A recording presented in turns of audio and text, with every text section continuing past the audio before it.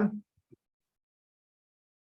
everyone. My name is Ilan Haimoff, a partner at GHJ, and I would like to welcome you to our webinar entitled Motion Picture and Television, Accounting, Participation, and Tax Annual Update.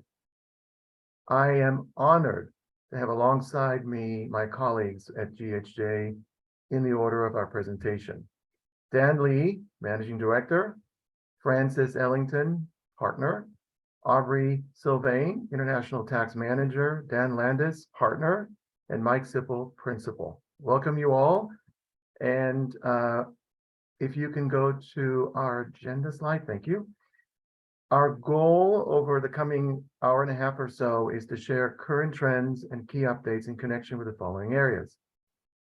I will cover industry update, as well as getting to updates in connection with profit participation. Dan Lee will cover updates in connection with federal tax. Francis Ellington will discuss state and local tax updates, followed by Aubrey Sylvain, who will cover international tax updates. Then Dan Landis will cover accounting and financial auditing updates. And last but not least, Mike Sipple will cover litigation as well as valuation updates.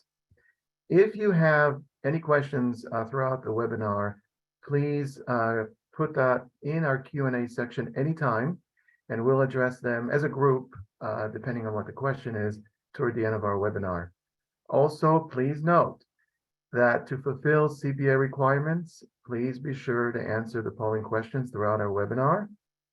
Please note that this webinar is being taped, so if you wanted to review the slides or comments that are made, you will be able to have that opportunity at a later date. And then we'll mention this at the end, but if, again, you've signed up, whichever email you've signed up with will receive the certificate, the CPA certificate, within a couple of days. So with that, we're going to shift to our first topic, current trends, as well as profit participation audit update. So with that, next slide, please. So to start things off with respect to key industry trends, what I thought will be a good place to start is the head of Warner Brothers Discovery's quote. David Zaslav says, and I quote, "Let's face it, the strategy to collapse all windows, starve linear television and theatrical box office, and spend money while making a fraction in return, all in the service of growing sub numbers, had ultimately proven, in our view, to be deeply flawed." And this is really coming from the studio, and perhaps maybe the voice of the industry as a whole. So what is going on? I think streaming is really the big topic of the day. But what is really interesting is Wall Street, and besides Wall Street, the industry itself is shifting its focus on profitability, not necessarily subscription. So it's no longer the drive to have as many subscribers as possible at all costs, but rather, how do we do it in a smart way while still looking at the bottom line? That is partly why we see the emergence of AVOD, the advertising video on demand, which, by the way, Netflix is going in that direction right now. So talking specifically, there are various different services out there, but right now, as we speak today, Disney Plus is up. We really talk to investors. Netflix is down, but hopefully we'll be, picking up again. There's a new service obviously offering for a $3 less in fees, where you get a hybrid version where you get the ability to watch shows and movies, but be subjected to advertising. As I mentioned with David Zaslav's comment, we really don't know exactly where HBO is going. HBO Max specifically is going, and HBO within HBO Max as well. But time will tell, but certainly this is a time of change that none of us can predict. There is a conversation around the industry whether streaming is becoming our new paid television window, and that is becoming more prevalent, but we'll have to wait and see. However, all of this, putting things in perspective with streaming, is becoming obviously a significant part of our industry. A great quote that I included here from Tom Cruise really tells a different story, where despite how difficult the last 2.5 years have been, almost 3 years now. The theatrical business is still here and here to stay. But at the same time, we have to recognize that there's the emergence of still various experimentation. But the one that likely will stay around is PVOD, or pay video on demand. What will that mean? And we'll have to wait and see, is once the theatrical window kicks in, there may be PVOD coming in, or the availability of the film specifically to be made available for a short window of streaming for a fairly high price, perhaps in 2 weeks, 3 weeks, maybe 4 weeks, maybe a couple of months later. Pay television and streaming will dominate television scripted programs. What that means is, if you think of a great show back in the 90s, it likely would be on a network channel. If you think of a great show in the early 2000s, that will be on cable. Now, you've got to go to pay television and streaming to see those great shows, those shows that win the Emmys, for example. So what we were seeing is television, as we have known, is now moving into these new platforms, and that's where we watch those great shows. Finally, industry consolidations are likely to face more and more resistance from regulatory agencies because we've gone through so much change, but at the same time, there may be more. There's chatter in the all over the marketplace with respect to what will happen with Warner Brothers and its heavy debt. There's conversations around what will happen with Paramount. There's also discussions as to what will happen with Hulu. Specifically, will Disney exercise the right to acquire the 2/3 it doesn't own, or perhaps maybe Comcast will take it all. But we'll have to wait and see. Moving on to our next slide, please.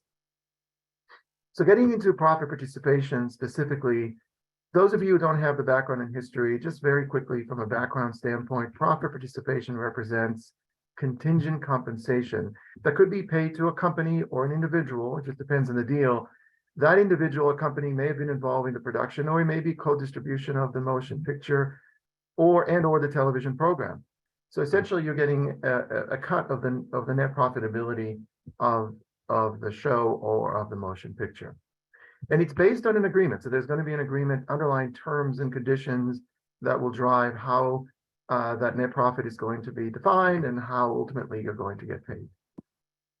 The reason I included this quote from a study back in 1998 is because we are reaching the 100th anniversary of what we call profit participation. Back in 1923 may have been the first time a profit participation deal was made between Warner and David Velasco, who at the time was a famous play or Broadway show producer and director. In that deal, there was definitions, net profits, distribution fees, and even he had the ability to audit Warner at a later point in time, and that's when our practice was born almost 100 years ago. Next slide, please.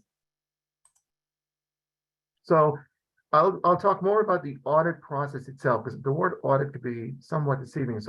But more importantly, the world that we're in today is not the world that we were in 3 years ago.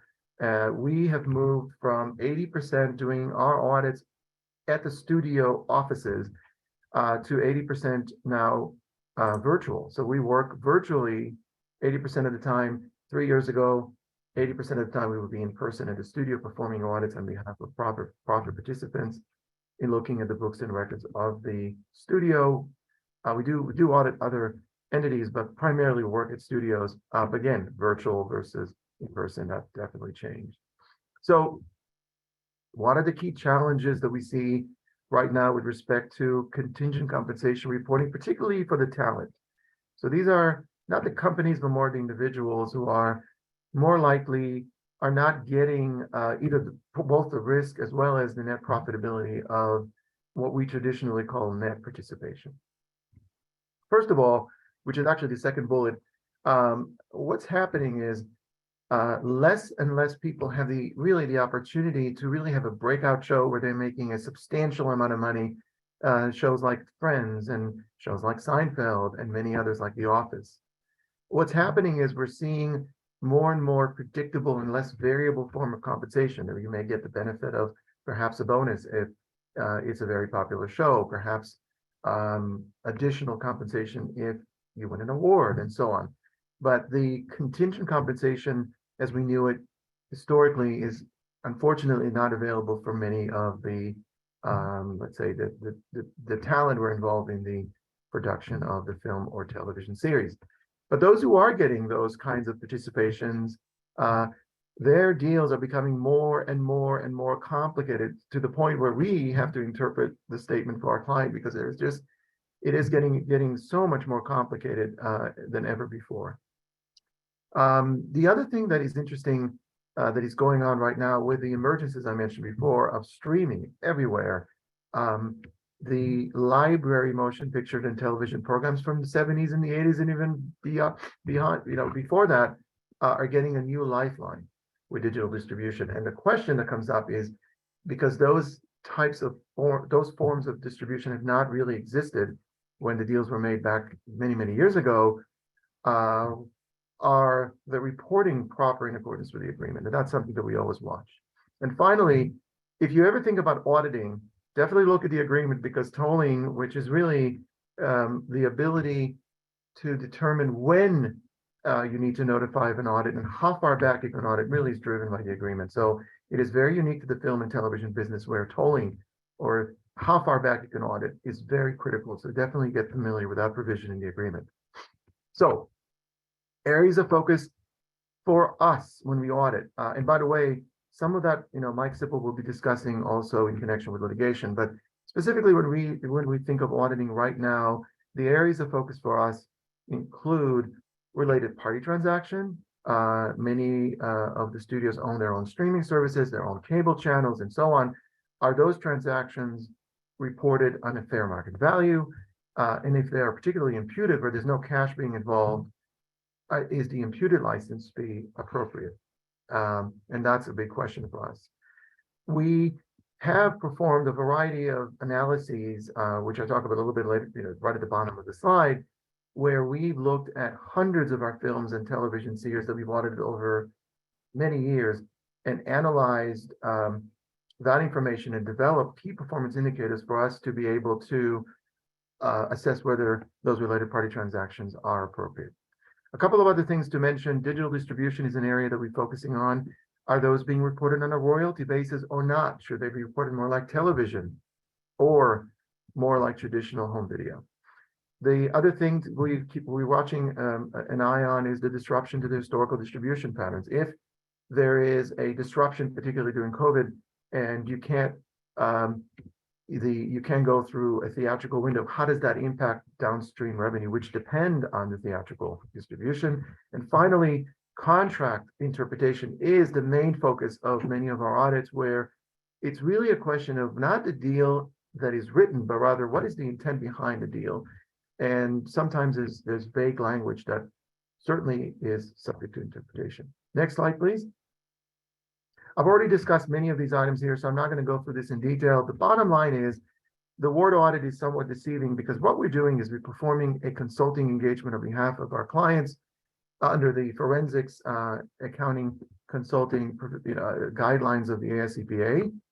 And remember, it takes time and a lot of planning when you consider doing an audit. And we're here to support all of our clients to determine what to do and when to do what needs to be done. And then finally, when it comes to the audit reports, we're looking at different types of issues, such as errors or contract noncompliance claims, which really is a black and white issue, which still is going on. If your deal is not consistent with a standard practice, it's more likely there's going to be an error. Contract interpretation issues, that continues to be an issue. Equity claims, we don't put it in unless the attorney wants us to bring it in, particularly if they consider litigation downstream. And finally, an audit is never concluded, it's just ends, and there's a variety of open items. So with that, what I'm going to do, I'm going to shift it to our first polling question, I believe. So we'll let you take a couple of seconds to respond.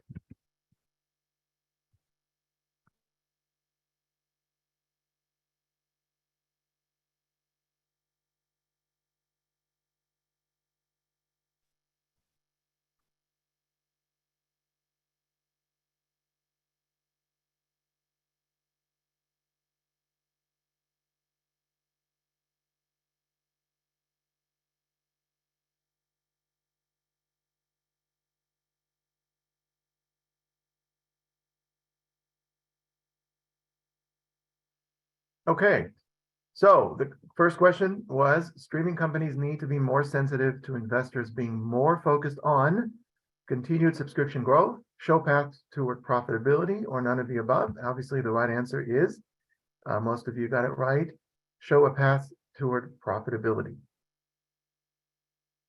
With this, what I'm going to do now is I will go ahead and transition to Dan Lee, who will be providing us with an update on federal tax. Dan? Thanks, Elon. Now we switch gears talking about taxes. The next tax filing season is still a month away. Now it's a great time of the year to start thinking about 2022 tax filings. Here we put together some key updates to share with you to help you with your 2022 year-end tax planning. And with that, if you see something which can potentially reduce your 2022 tax bill, and you still have plenty of time to act before the year runs out. First, take a look at the business tax update.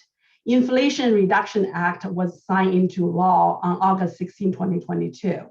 This is a tax bill which meant to address inflation, healthcare, and climate change. It involves various tax provisions. Here, I want to share a couple of key items, making sure you are aware of for your year-end planning. The act imposed 15% of corporate alternative minimum tax on adjusted financial statement income. This tax provision applies to corporations with adjusted financial statement income over $1 billion. So that really limited the effect on larger corporations. The act also imposed 1% of excess tax on repurchase of corporate stock by public trade corporations. For non-corporate businesses, the act extended the limitation on excess business losses through tax year 2028. So with inflation adjustments for tax year 2022, the excess business loss limitations for individual taxpayers, single individual taxpayers is $270,000 and $540,000 for joint tax filers. This act also imposed more than 10 energy-related tax credits meant to incentivize clean energy. At the same time, it also imposed a new increased environmental access taxes on traditional energy businesses. The Inflation Reduction Act also expanded the usage of research credit. Qualified small businesses can utilize up to $250,000 R&D credits to offset its payroll taxes. This particular helpful for the businesses that suffer losses. There is no income tax to offset to utilize the R&D credits. This amount has been increased from $250,000 to $500,000 effective tax year after 2022. Within the act, it also increased IRS enforcement by allocating about $80 billion to Internal Revenue Service to add more agents to increase customer service and more modernize technology. Next, I want to switch gear a little bit to talk about some key tax provisions which may impact entertainment businesses. These tax provisions remain unchanged, but I want to point it out. So for you, it's helpful to review them and by year end to help you with your year-end tax planning. First is the Section 181, expensing qualified film, television production costs. This tax provision is still in effect until tax year December 31st, 2025. Section 168K, bonus depreciation percentage for 2022 is still 100%. But this bonus depreciation percentage will reduce by 20% each year starting 2023 and ultimately will sunset in tax year 2027.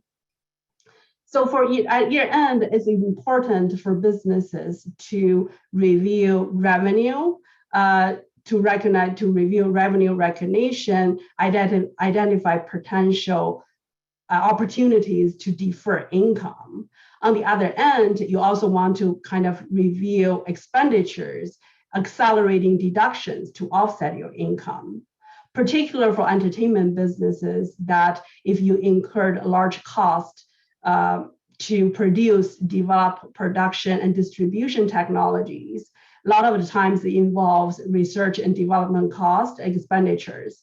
Here is a couple of tax provisions you might want to review at year end, making sure you utilize them and treat the related expenditures properly and do tax planning before year end. Last but not least, I want to point it out the taxations for cryptocurrency.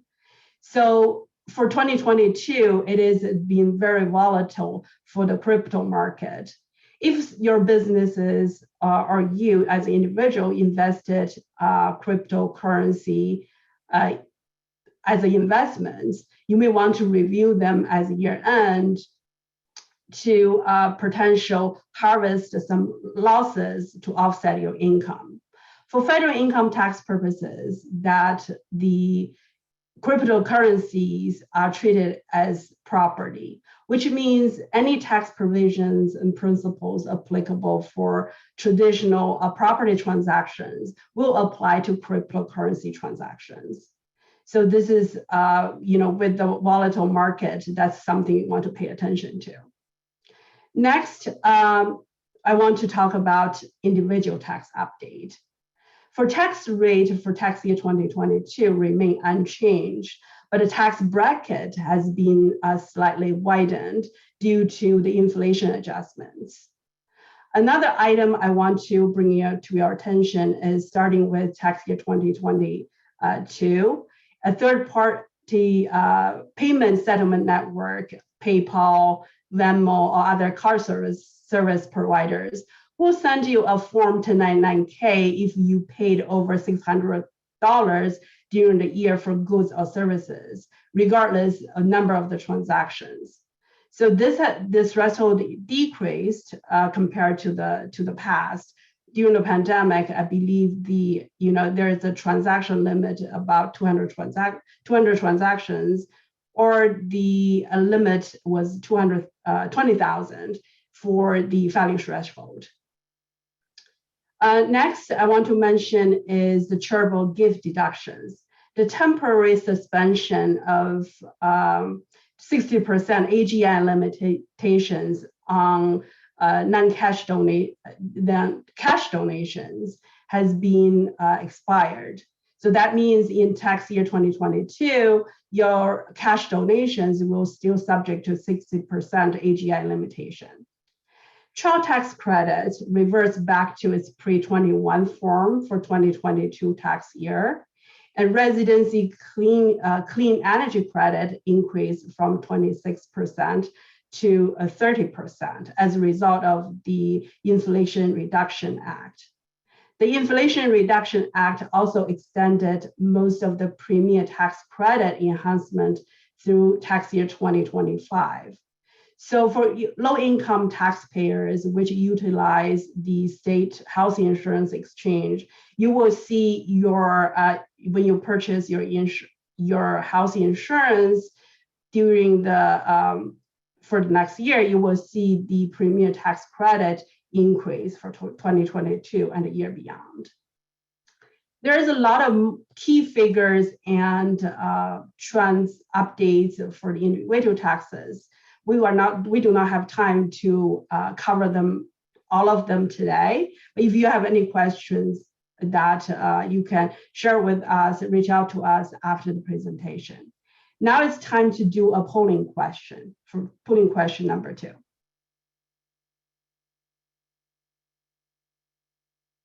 Give you a few minutes to review the questions, provide answers.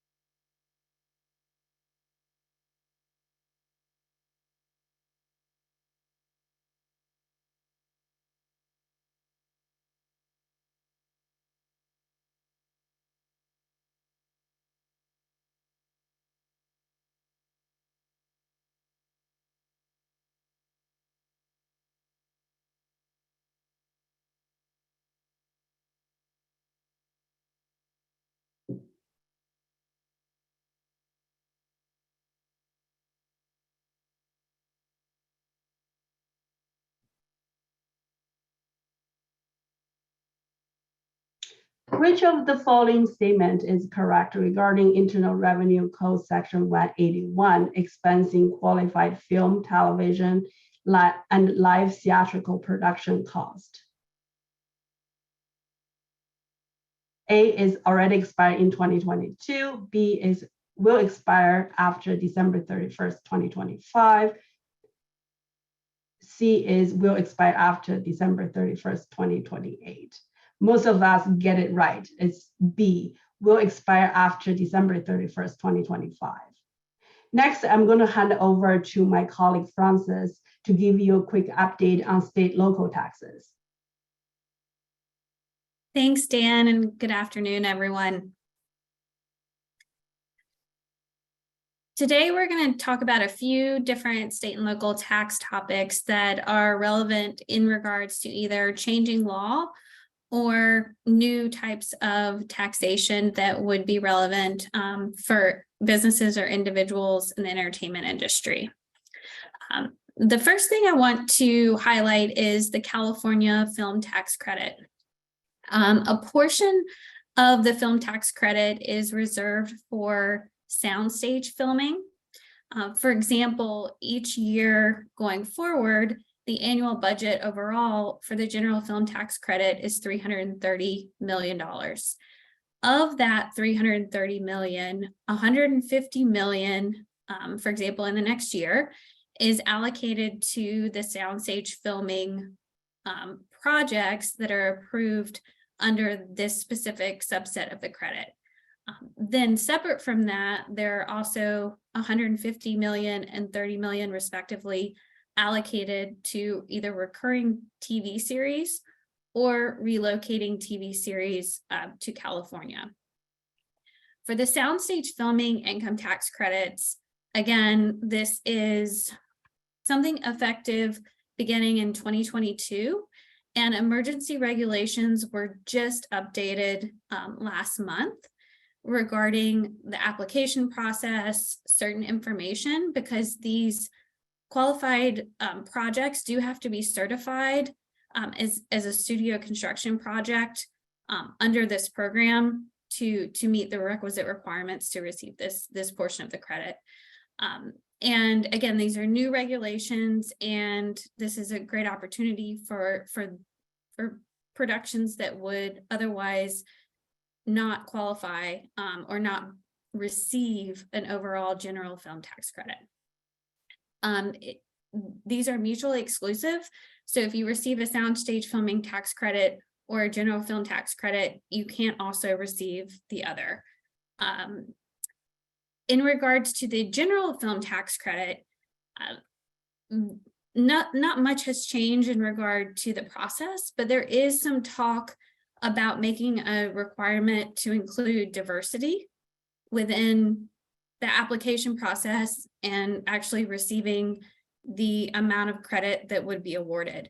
And the idea is that as part of the credit application, you would need to show that the hiring and work plan, the individuals that are represented, are reflective of the state's population. So that could be different races, ethnicities, to make the credit more diverse in terms of the productions that are awarded to. And again, this credit is in place at least through fiscal year 2025. Next slide, please. The next topic is related to pass-through entity taxes. So in terms of context, in the past couple of years, several states, including California, have enacted pass-through entity taxes, which essentially allow partnerships, LLCs, S corporations to pay additional tax at the entity level in order to receive a deduction for that tax paid at the entity level and pass through the benefit of that deduction to the ultimate members or shareholders of those respective entities. So for California, this tax was in place for the past year, and beginning in tax year 2022, there are a couple modifications. For one, the ordering rules when the actual credit is claimed, for example, on an individual California tax return. It is changed such that you would take your other state tax credit, for example, a credit for taxes paid to New York or Arizona or another jurisdiction, before you would take your credit for the pass-through entity tax you receive from a California flow-through entity. This is a benefit because otherwise, for example, in 2021, the other state tax credit line item came after the pass-through entity tax. So a lot of taxpayers actually simply lost the ability to utilize that tax credit for the year. In addition, there was a slight change in the calculation of the other state tax credit, which now going forward in 2022 will be a benefit to individual taxpayers in California. The final item is interesting because the rule is written very strict in that if you wanted to elect into the pass-through entity tax in California, you are required to make an estimated payment, or at a minimum pay $1,000 by June 15th, 2022. As of now, if you didn't make this payment, you are not eligible to opt into this tax for calendar year 2022, but we are following very closely to see if the FTB eventually makes any exceptions to this rule. The next item is related to New York and New York City. So there's a similar pass-through entity tax in New York, but the nuances are very different than California. The main thing I want to emphasize here is that New York City now has their own pass-through entity tax.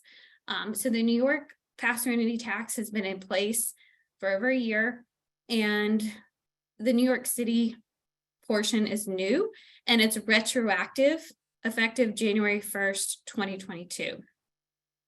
In order to qualify for the New York City portion of the tax, you would have had to elect into the state regime as well.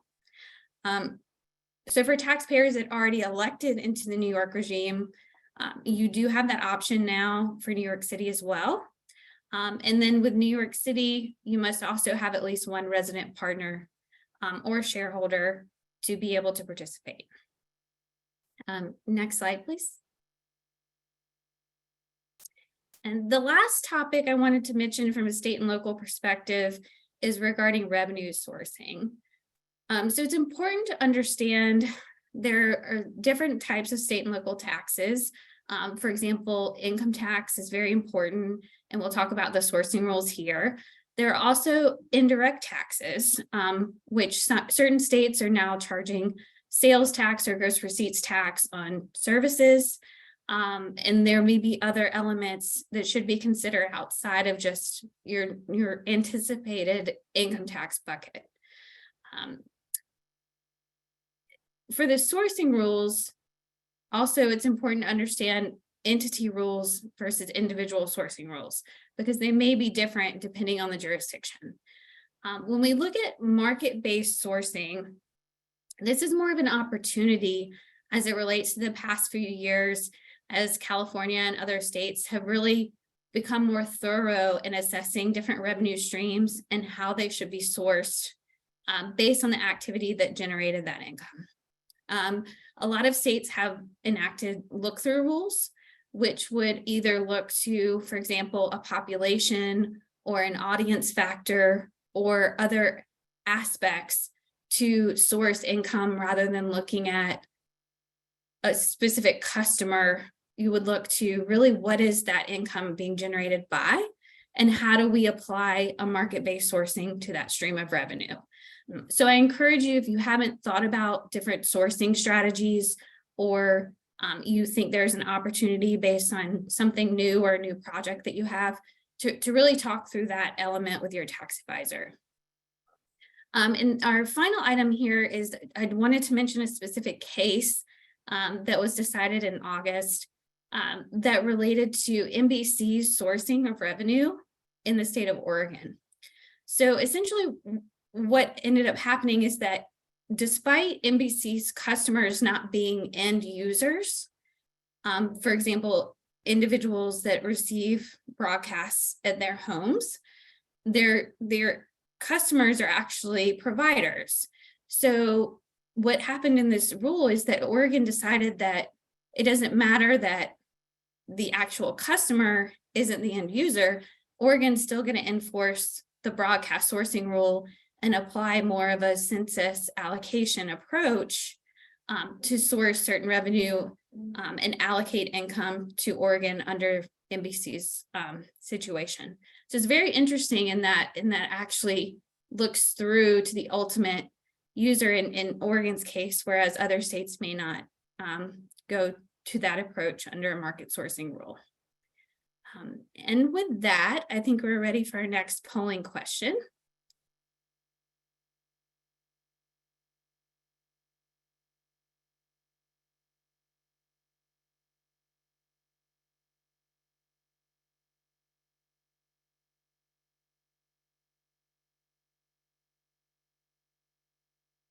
Okay, and what jurisdiction enacted a pass-through entity tax effective January 1st, 2022? So the first choice is California, the second choice is New York, and the third choice is New York City.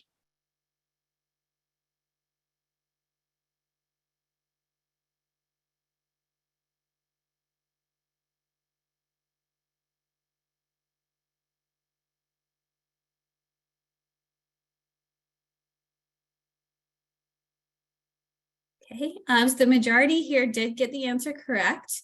The answer is New York City. So with that, I'm going to turn it over to my colleague Aubrey to discuss a few international tax updates. Thank you, Francis, for the introduction. So I'm going to cover the final regulations on foreign tax credits that were released earlier this year. The regulations represent the third set of final regulations that have been issued with respect to the US foreign tax credit regime following the 2017 Tax Cut and Jobs Act. So the regulations entirely changed the definition of creditable foreign income tax under sections 901 and 903. And we want to provide some key highlights as to how the final regulations may affect your foreign tax credits. And so to give you some background, so under section 901, taxpayers are generally allowed to claim a credit to offset their US tax liability for income tax paid or accrued during the tax year to any foreign country or US possession. And under section 903, a tax paid in lieu of a generally imposed foreign income tax is treated as an income tax for purposes of section 901. So the first key change is the net gain requirements. And under prior regulations, a tax was creditable if it was a tax, which means it was a compulsory payment. And two, it was of a predominant character of an income tax. And to be of a predominant character of an income tax, the tax had to meet 3 tests under the net gain requirement. So the realization test was met if the foreign tax was imposed on or after a realization event in the US sense. The tax was imposed in the basis of gross receipts. And last, the foreign law allowed the gross receipts to be reduced by costs and expenses. So that was the net income test. And the final regulations essentially kept these 3 elements, but implemented more restrictive requirements with respect to each element. And that will significantly reduce the foreign income tax that may be claimed as a credit in the future. The second key change, and probably the most significant change in the final regs, is the new attribution requirement. And the new attribution requirement was introduced in response to the implementation of certain foreign taxes that assert tax in jurisdiction based on factors such as destination, customers, and market access. So specifically, this includes several digital services taxes that were introduced in European jurisdictions. And so incorporated into the net gain requirement, the attribution requirement does not generally consider foreign taxes creditable unless the foreign law requires a sufficient connection between the foreign country and the taxpayer's activities. And so the foreign tax must meet one of three standards to be creditable.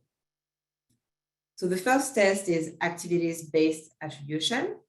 The activities-based attribution requirement is met if the gross receipts and costs that are included in the foreign tax base are limited to those attributable to the taxpayer's activities within the foreign country. And so for this purpose, foreign law may not take into account as a significant factor the location of customers, users, or similar destination-based criteria, or the location of persons from whom the taxpayer makes purchases in the country. And so digital services taxes are specifically excluded under this standard. The second standard is the source-based attribution. And sourcing rules are important to determine what is US source versus foreign source income. And it's particularly important to US taxpayers because US taxpayers can only claim a foreign tax credit to offset their US tax liability on foreign source income. Taxpayers cannot take a foreign tax credit to offset US source income. And so under the new regulations, to satisfy the requirement for income attribution based on source, the applicable foreign sourcing rules must be reasonably similar to the sourcing rules that apply in the US.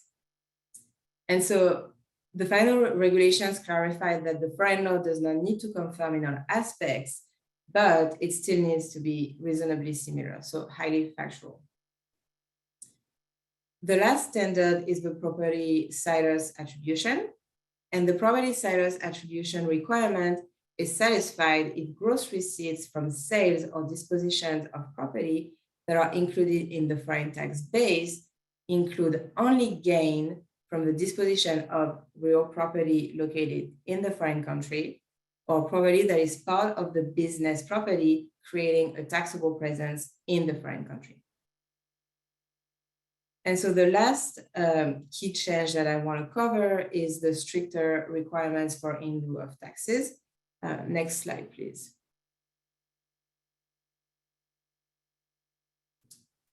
So as I mentioned before, under Section 903, a tax paid in lieu of a generally imposed foreign income tax is treated as an income tax for purposes of Section 901. And so under prior regulations, a foreign levy qualified as an in lieu of tax if the foreign levy was a tax and was substituted to foreign income tax that was otherwise generally imposed by the foreign country. Under the final regulations, to qualify as an in lieu of tax, a foreign levy must be a foreign income tax again, and must satisfy a substitution requirement, which is new. So the foreign levy satisfies the substitution requirement if it is a withholding tax or if it meets the following four tests. So the first one is existence of a generally imposed net income tax. So what that means is that the foreign country must have an income tax under its foreign law. So this requirement existed under the prior regulations. The second requirement is non-duplication, and essentially the income cannot be subject to both the generally imposed net income tax and the substitution tax. The third requirement is close connection to exclude income.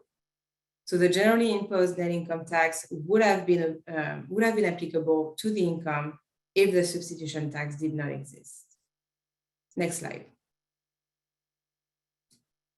So the last requirement, jurisdiction to tax excluded income.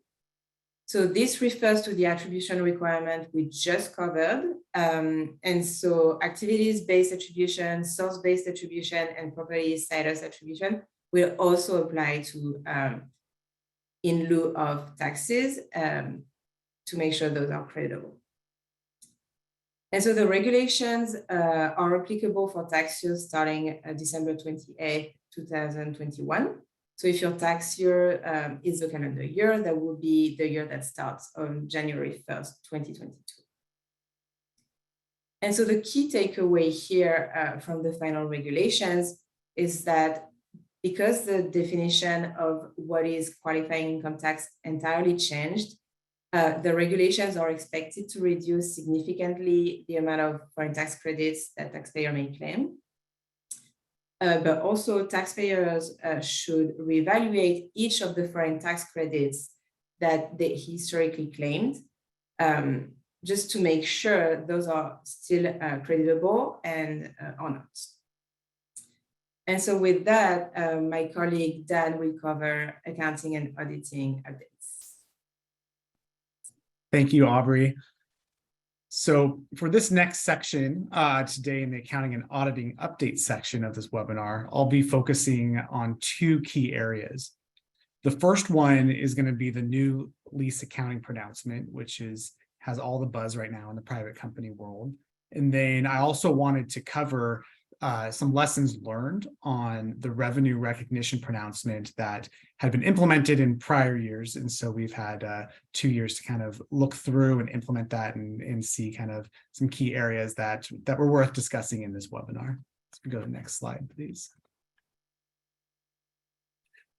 So for lease accounting, the effective dates are different for publicly traded companies and private companies. So for publicly traded companies, the lease standard actually had to be implemented in fiscal year 19. So the good news for the private entities is that there's plenty of examples to look at. For private companies, the lease standard is applicable starting for periods beginning after December 15th, 2021. So essentially what that means is that for fiscal year 22 and onwards, private companies do need to implement the new lease accounting standard. So taking a step back, what does this mean? We're going to talk about the different types of leases and what the impact is, and if there's a significant impact from the prior legacy GAAP compared to the new GAAP. So we're going to start this off talking about finance leases. So essentially, when you're looking at your lease, you're going to determine whether you have what's called a finance lease or an operating lease, which is similar to legacy GAAP. The way I like to look at it is if it doesn't qualify for a finance lease, then it's automatically an operating lease. In order for a lease to qualify as a finance lease, at least one of the following requirements must be met. The first requirement would be that the lease would need to transfer ownership of the asset to the lessee at the end of the term. The next requirement would be to see whether the lease has a bargain purchase option. So essentially the ability to buy the asset that you're leasing for an amount that's far below fair market value. Sometimes we see for $1. The next requirement, there's a partial change from legacy GAAP. The other two are pretty consistent with legacy GAAP, but the lease term needs to be for the major part of the remaining economic life of the asset. And the reason that major part is bolded and underlined here is that the prior GAAP had a 75% threshold, whereas in the new guidance, it's more subjective, and essentially you have to determine whether the lease term is for a major part of the lease. The next slight change from legacy GAAP is that the present value of the lease payments needs to amount to substantially all of the fair value of the leased asset. In previous guidance, there was a 90% threshold, but now it's more subjective with substantially all. And finally, you have to take a look at the underlying asset that you're leasing and determine whether it is of such a specific nature that it would not have an alternative use to the lessor. So this one's actually pretty interesting because that's there's a lot said in that one sentence. And I think back to a client that we were working with, and they were a a lease production facility, and they had essentially leased a warehouse, and they had put a significant amount of money to in leasehold improvements to turn it into a pretty massive production facility. And it was housed in essentially an area where they just had normal warehouses, and something like that, is so specific in nature and unlikely that someone would be able to, a lessor would be able to use it for another purpose, that you would essentially take that into consideration with determining whether you have a finance lease or an operating lease. You can go to the next slide, please. And so if you do find yourself with a finance lease, in terms of accounting implications, there's not a significant change from legacy accounting or GAAP. So what you need to do, similar with before, is you'll have to create a right of use asset and a finance lease liability, which will be recognized on the balance sheet. And that'll be calculated based on the present value of lease payments throughout the lease term. So there's really not a whole lot different there. Now, the right of use asset would need to be amortized over the lease term, and the amortization expense is going to be recognized as an operating expense using a straight line method. And then the lease liability is amortized with an interest expense component that represents the difference between the amortization and the cash that is paid. And so the potential impact of having a finance lease over an operating lease is with that amortization and the lease or an interest expense, it could result in a higher expense in the earlier years of the lease term. But overall, we're not seeing a huge significant difference between legacy GAAP and the current new pronouncement when it comes to finance leases, or what many people prefer to say as a capital lease. Now, in terms of operating leases, this is where we're seeing the most significant impact from legacy GAAP. So in legacy GAAP, you would not necessarily record an asset or a liability, but you would be required to record your lease or rent expense under a straight line, even expense every single month during the lease term. You'd have to look at increasing lease payments, rent holidays. And the difference between what was being paid and what that straight line amount was booked as a deferred rent asset or liability. Under the new standard, there actually is no deferred rent asset and liability. And instead, you have to create a right of use asset and lease liability, which would be recognized on the balance sheet. And that would also be calculated based on the present value of lease payments throughout the lease term. And so we'll see a significant difference with legacy GAAP here, because we're now going to have that operating lease represented as an asset and a liability on the balance sheet, where it wasn't there in that extent before. A single lease expense will still need to be recorded using the straight line method. And the lease liability is going to be reduced by cash payments, in whether that is, or whereas a right of use asset is reduced by the lease expense less an interest component. So there's slight differences in how you would account for a finance lease or an operating lease, but the operating leases, we're going to see the biggest difference under the new standard. Now, in either scenario, as we discussed in the previous slide, for calculating the asset and right of use liability, we have to essentially calculate the present value of future cash flow or future cash payments. And a big input in that calculation is a discount rate. And so if you look at the guidance, it says if readily available, we should be using a discount rate that should coincide with the rate implicit in the lease. Now, this is not always easy to find, and don't feel bad if you can't find it. A lot of times it's actually not readily available, and it might actually be impractical to obtain without performing a big analysis to back into this amount. So alternatively, the new lease guidance does allow for a discount rate to coincide with a rate similar to what your company would pay to borrow, with monthly payments similar in size to those lease payments. ASC 842, or the new lease standard, also allows the the weighted average cost of capital to be used as the rate. But there is a specific rule for private companies that makes things easier, where private companies can actually elect to use a risk-free rate as a discount rate, which is what we're actually seeing is most common, as it's easier to determine. Another factor that is important with the present value calculation relates to the lease term. So how long are the payments being made for? And so it's not always a slam dunk as the initial term. You do have to include some other items, potentially an option to extend if it's reasonably certain to do so.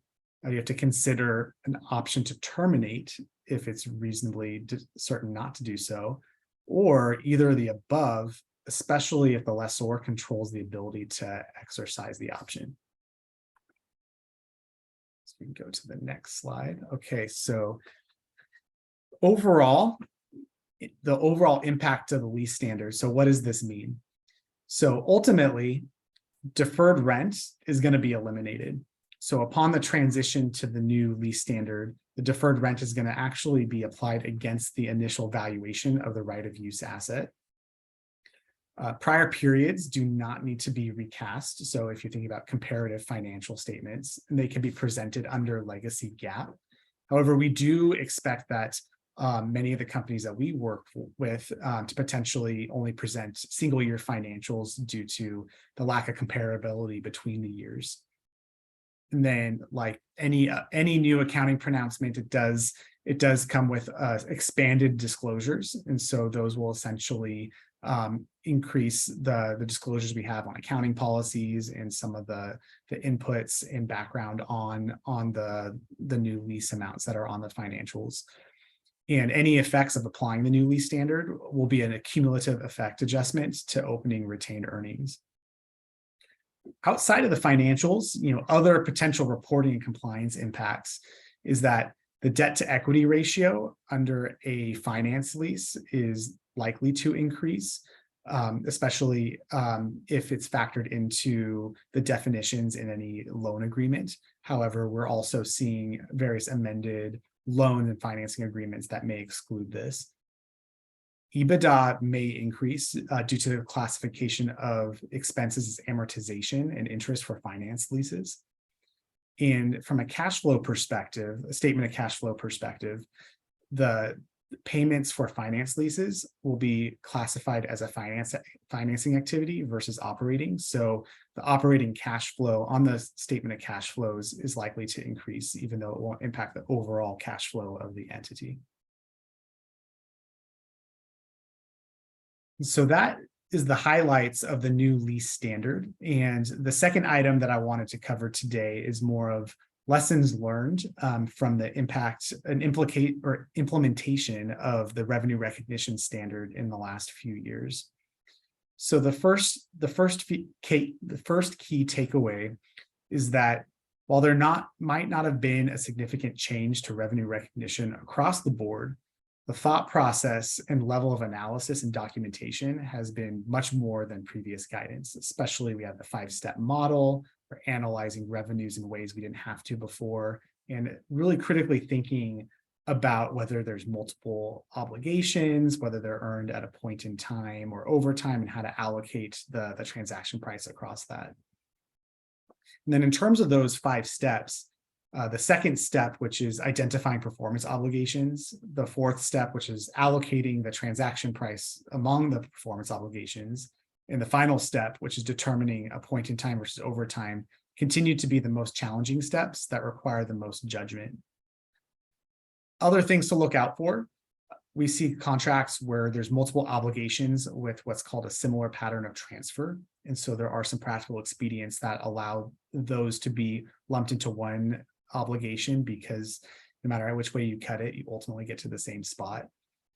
There is specific guidance on licenses, royalties, and minimum guarantees with how you recognize those and when you recognize those, whether it's a point in time or whether there's any embedded sales or usage-based royalties associated with that. The tracking and delivery and customer acceptance of various deliverables continues to be very important and key in determining the point-in-time revenue recognition of certain revenue streams.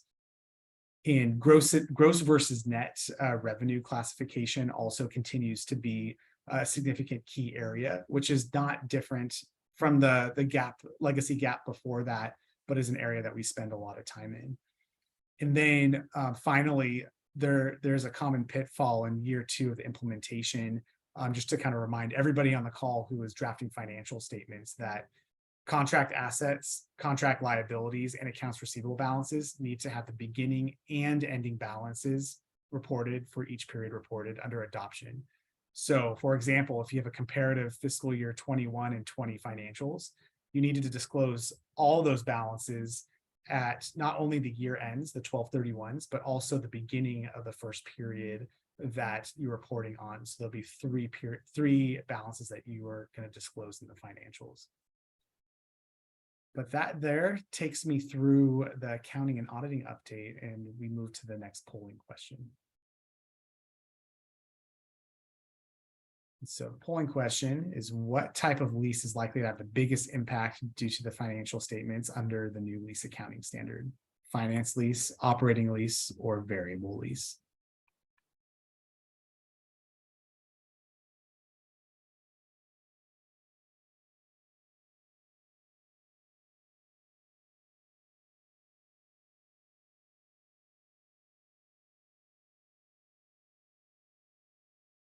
Give everybody another minute.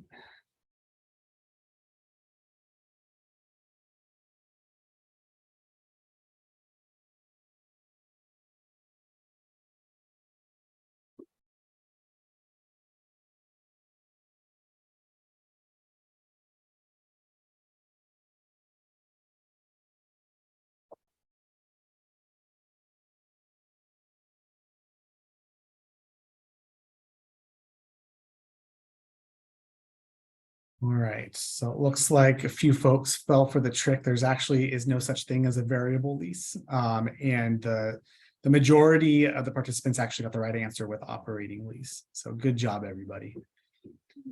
And so now I'm going to pass the baton to Mike Sipple, who's going to talk about the litigation and valuation update.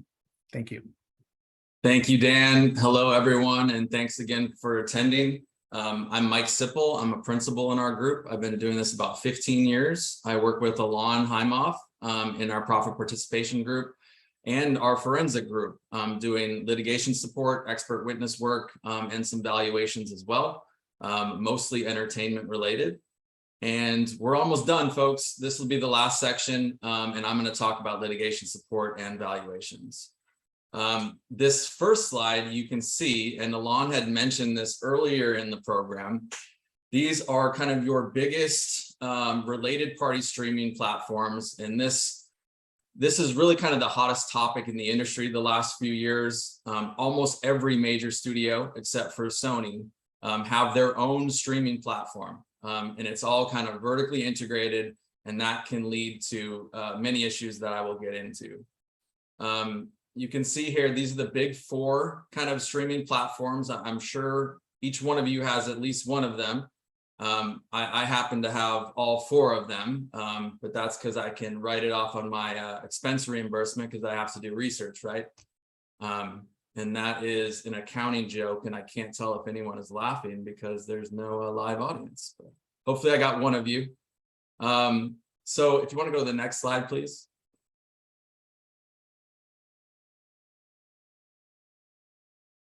So the big question really is how this is going to impact the profit participants and the talent, and how it's been kind of a major role in litigation in the last few years.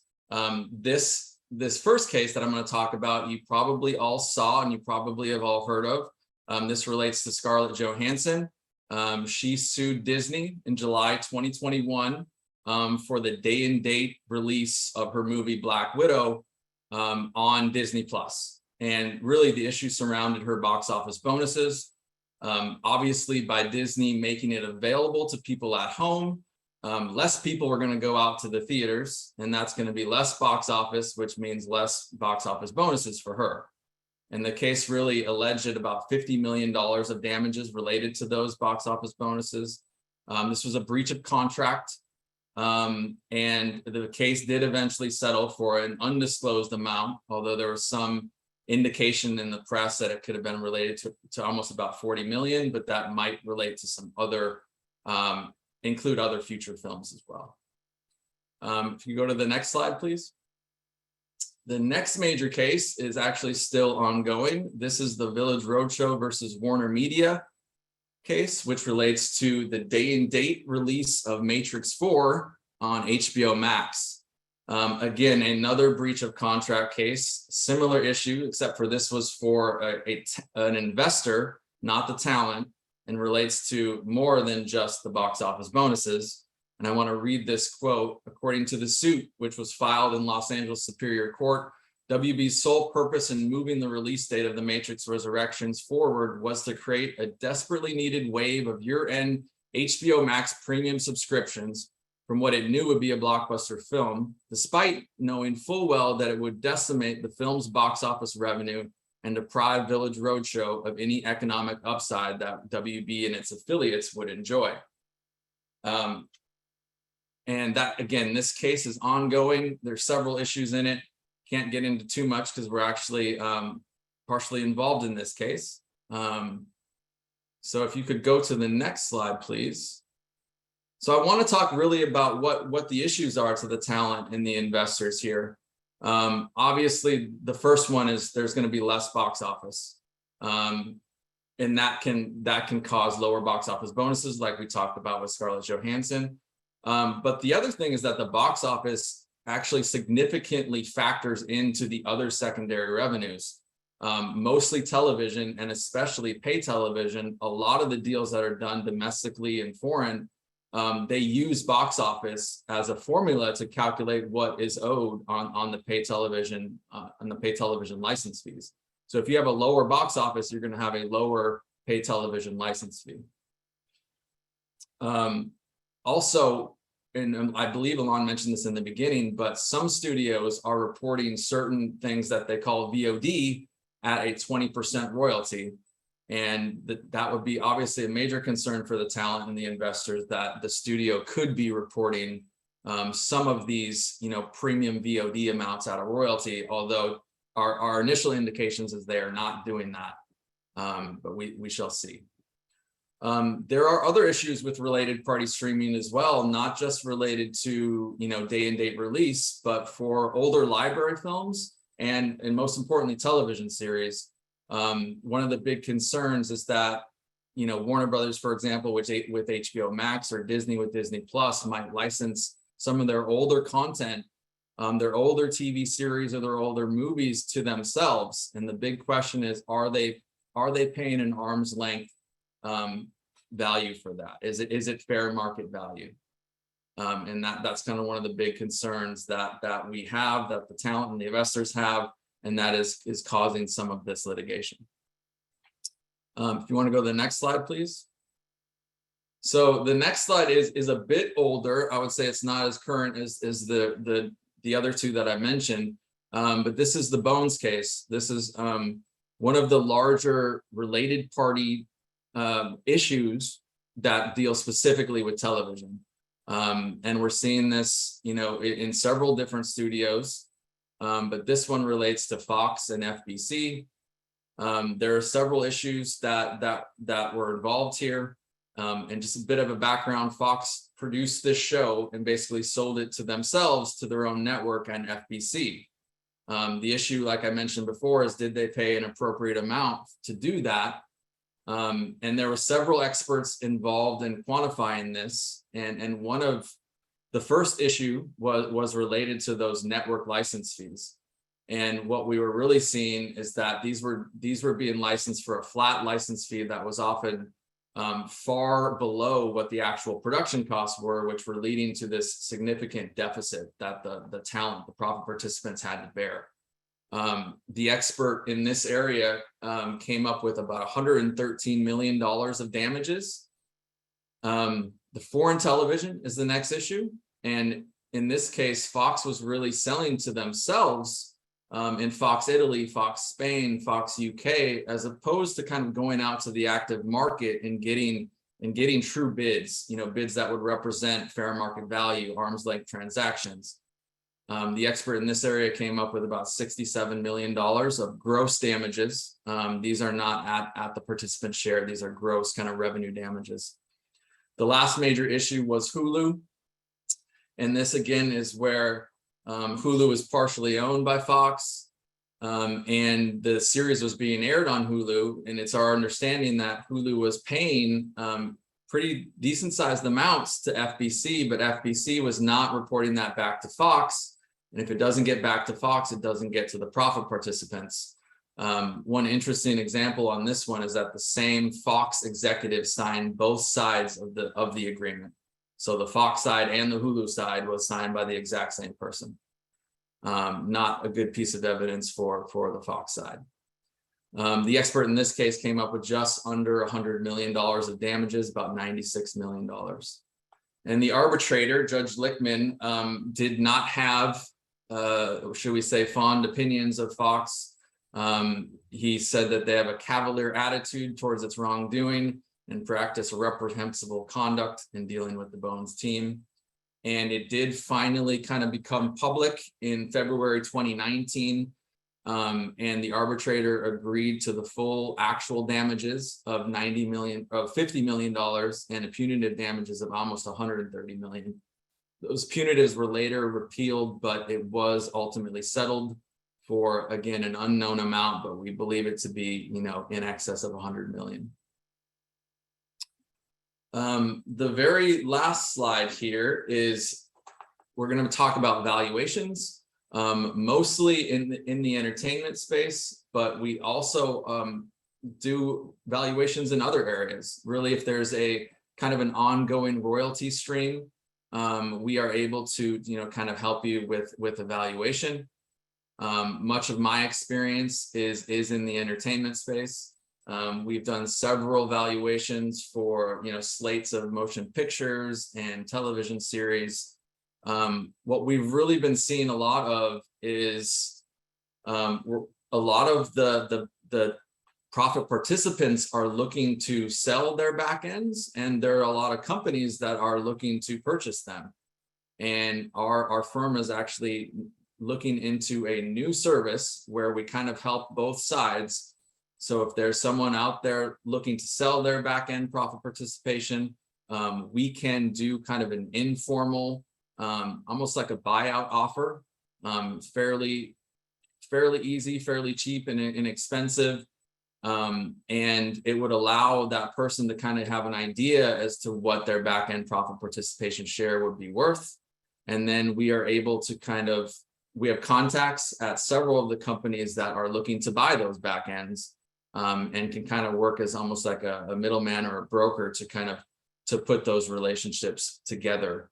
On the formal side, we do a lot of estate tax Form 706 valuations. And this is obviously if someone dies and they own a movie or television asset, or if they own a back-end profit participation, that interest does need to be valued for estate tax purposes for the IRS. And we have done several of those in our work at GHJ. And I think that takes us to the last slide, and we have some polling questions. And you'll notice that my questions are far more difficult than the rest of them. Scarlett Johansson sued Disney related to the day and date release of her movie named Tarantula, Black Widow, Daddy Longlegs, or none of the above. And I know this will be challenging. Give everyone a minute. Don't Google it on your phone though.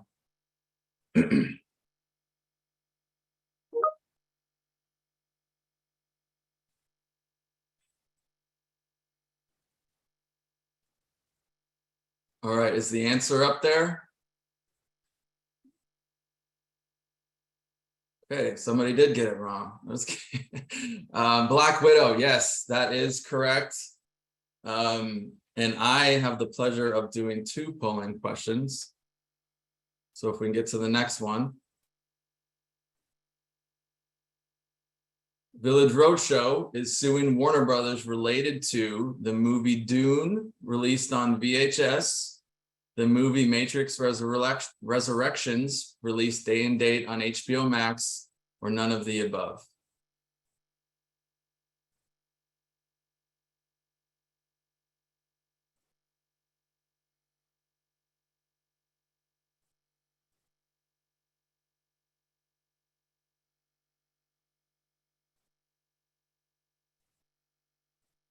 And let's see what the results are. Yes, it is the movie Matrix Resurrections, released day and date on HBO Max. And 88% of you got that correct. And thank you, everyone. That is the end of my portion. And I believe. Thank you, Mike. And let me, first of all, thank all of my colleagues for walking through their area of expertise and sharing the latest. I wanted to thank you all. What I wanted to do now, there are a couple of questions we got through the Q&A that I'd like to address, and then I was going to make final remarks. And again, if you have any questions that you would like to ask us now, or you can certainly follow up with us at a later time, that's fine, we can address that. But first question that I have for you, Dan Landis. How soon should I reach out to my CPA about lease accounting? I don't know if there's a time sensitivity to that.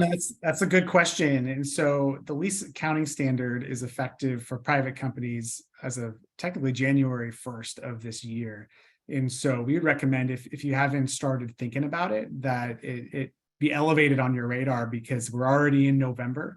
And for those who will be wrapping up their annual financial statement closing process in the next month and a half, this is something that needs to be considered in there. And I think saving it for the auditors will make for a little bit of a choppy audit come Q1 of next year. So we've been working with a lot of our clients probably from this summer till now to help them get ready and get this new lease standard implemented. So short answer is now.